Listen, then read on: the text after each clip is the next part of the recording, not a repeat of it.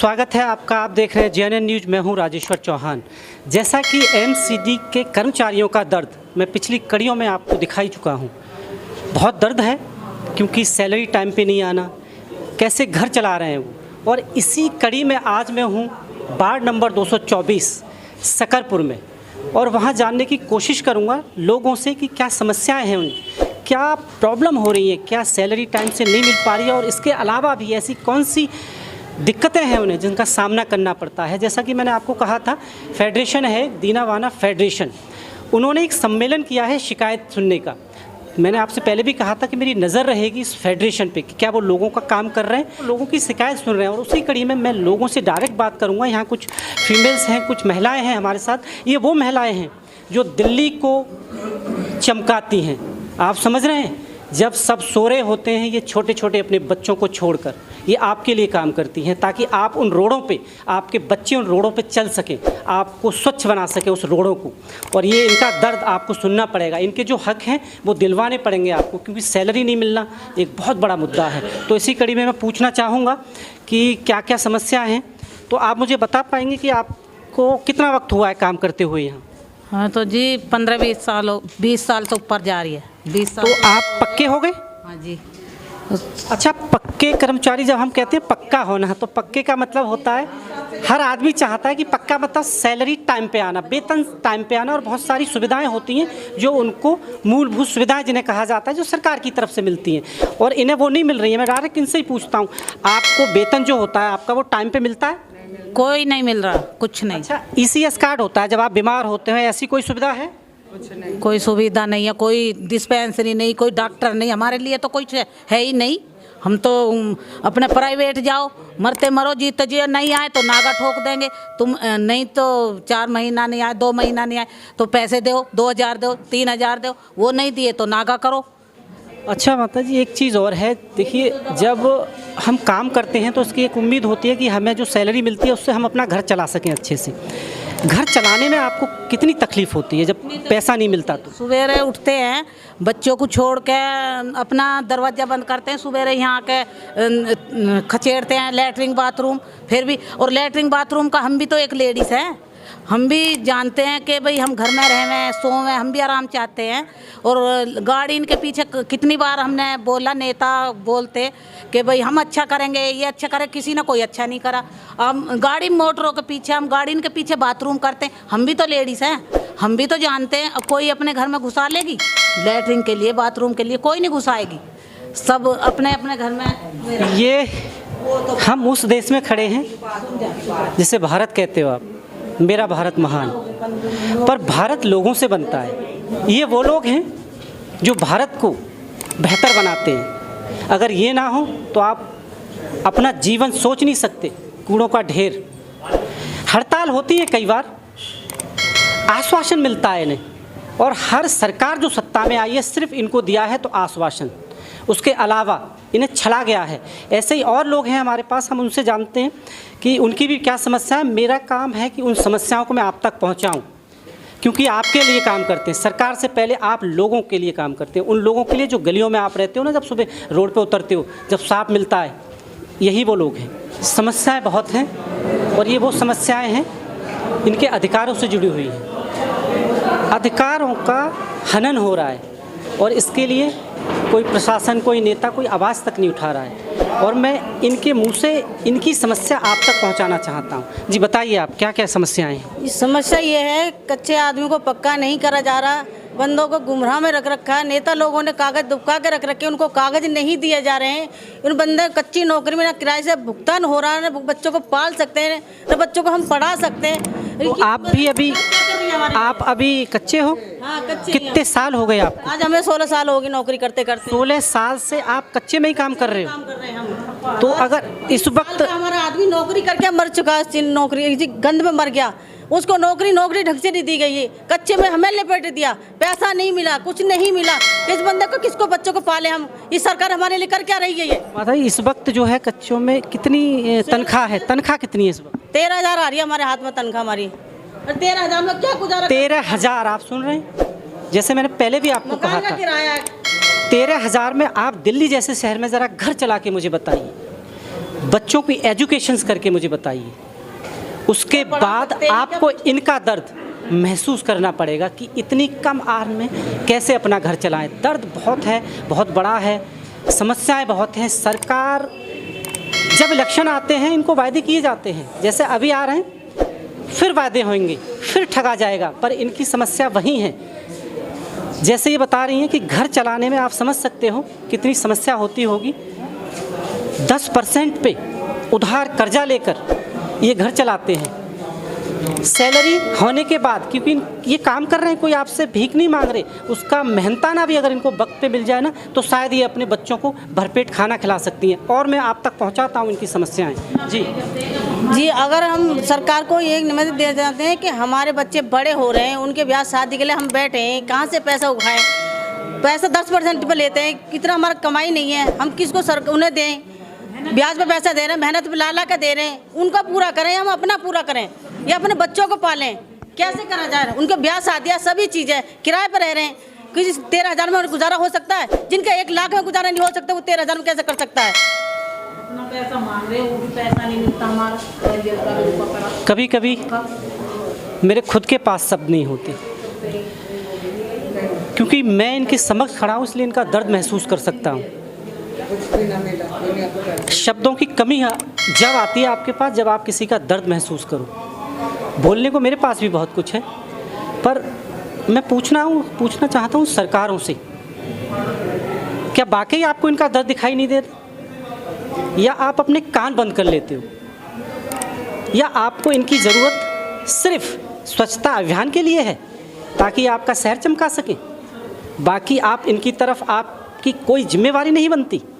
मैं आपको बताऊंगा और आपको इस कदर मजबूर करूंगा कि आपकी शिकायत, इनकी शिकायत आप सुने।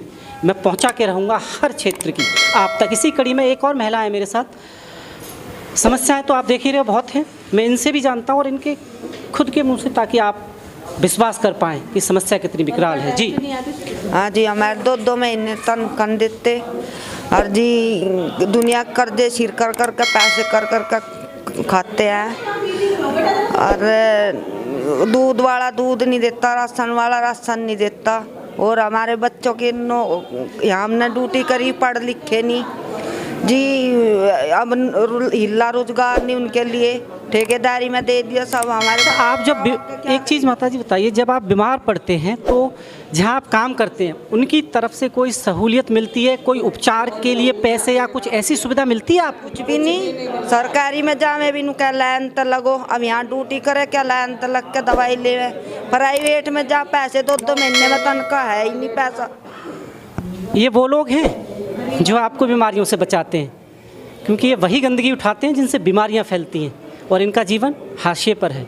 सोचिए ज़रूर।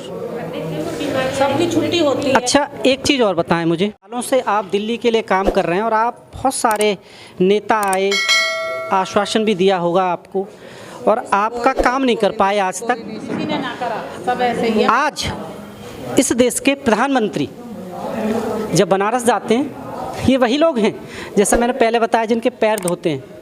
ये इनकी सद्भावना के लिए हो सकता है, पर फिर बात वही, क्या उस पैर धोने से इनकी ज़िंदगी बदल जाएगी?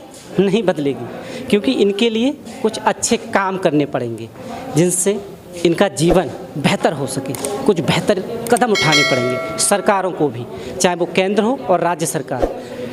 सैलरी की जब समस्या आती है तो मैं पूछना चाहता हूँ दिल्ली सरकार से, उनकी एडवर्टाइजमेंट में करोड़ों रुपए जाते हैं, क्या वो ज़रूरी है या इन लोगों की सैलरी ज़रूरी है ताकि ये अपने बच्चों को 2 वक्त का खाना खिला पाएँ?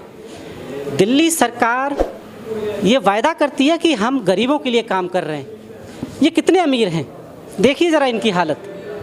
13,000 वेतन पाते हैं ये, जिसमें से शायद दिल्ली जैसे शहर में 7-8 हज़ार बहुत छोटा सा घर मिलता है, जिसमें शायद आप पैर भी ढंग से ना फैला पाएँ। उस घर में रहते हैं ये, कोई सुविधा नहीं है, समस्याएं बड़ी हैं। अच्छा, और ऐसी क्या क्या सुविधाएं हैं? कुछ भी नहीं है सर। हम तो ये देखते हैं कि हमारे लिए तो जो भी बंदा आता है वही धोखा दे के जाता है। हमें किसी चीज़ के लिए कामयाबी नहीं कर रहा बंदा। हर बंदा कहता है पैसे दो, ये दो। अरे 13,000 में हम कमा रहे, क्या पैसा बंदे को दें या खुद खाएं? या सरकार को पैसा दें। पक्के के लिए बोलते पैसा दो भाई, कागज नहीं है इस काम के लिए 20,000 रुपये दे दो जी। कहाँ से लावे जी 20,000 रुपये? अरे इतनी कमाई तुमने दी तो रही है, तुम पैसा 20,000 रुपये दें, 1-1 लाख रुपये दें। अगर इसलिए हमारा कुछ कामयाबी कर दी हो तो 1 लाख रुपये देने के हकदार हैं हम। अभी हम बच्चे नहीं पाल पा रहे तो तुम्हारे को 1 लाख रुपये दें कहाँ से? हमें नौकरियाँ मट्टी में मिलाकर रख दी उन्होंने। सुबह आप घर से जब आते हो तो कितने बजे निकलते हो आप? सुबह 7 बजे आते हैं। 7 बजे।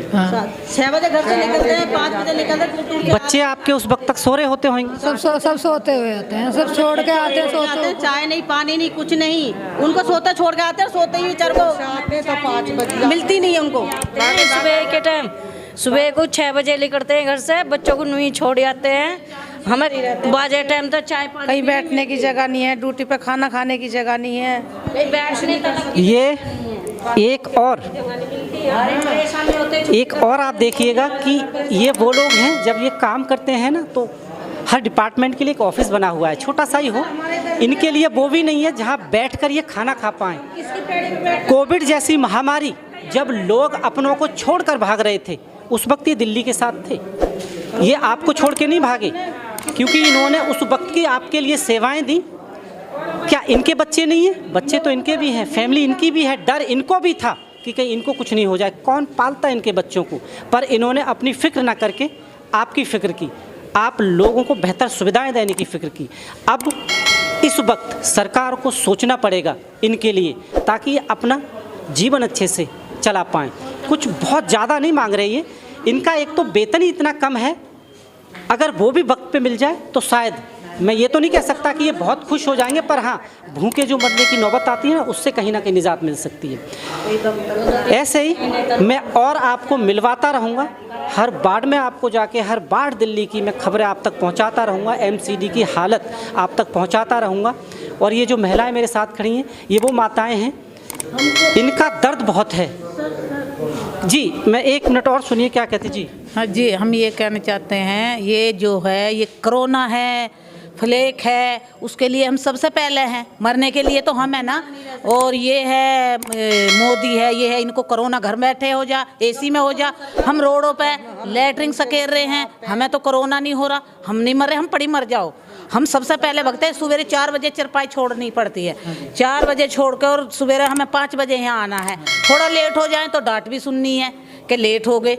अब बस वाले बस भी नहीं रोकते हमारे लिए। माता जी, एक चीज़ और है, जो मैंने सुना है कि आप लोगों की जो सैलरी स्लिप है वो भी नहीं मिलती है वक्त पे। वक्त पे क्या वो मिलती ही नहीं है शायद? कहाँ है, 3-3, 4-4 महीना हो जाते हैं, 2 महीने में वो भी पैसे देने पड़ेंगे। तनख्वाह नहीं आई, एक ही मिली है, 2 होगी। हम सबसे पहले हैं, हमारे सब लोगों की छुट्टी हो जाएगी, सब लोगों की तनख्वाह टाइम पे मिलेगी, क्योंकि वो ऑफिस वाले, क्योंकि हम एक गरीब आदमी, इसलिए कि हम रोडों। अच्छा, एक चीज़ और मुझे बताइए, ये जो तनख्वाह और भी लोगों की जो आपके अफसर हैं उनकी भी नहीं आती है? जो सफाई कर्मचारी हैं हमारी दिल्ली के, उन्हीं के साथ ऐसा व्यवहार है? हमारे साथ है ये, हमारे से कोई अच्छा कपड़ा पहन लेंगे उसे तुम्हारी तनख्वाह से नहीं आती है। और हम तो कोरोना में भी ड्यूटी कर रहे हैं, हर चीज़ निभा रहे हैं, पर हम लोगों को कोई सरकार नहीं सुन रही है।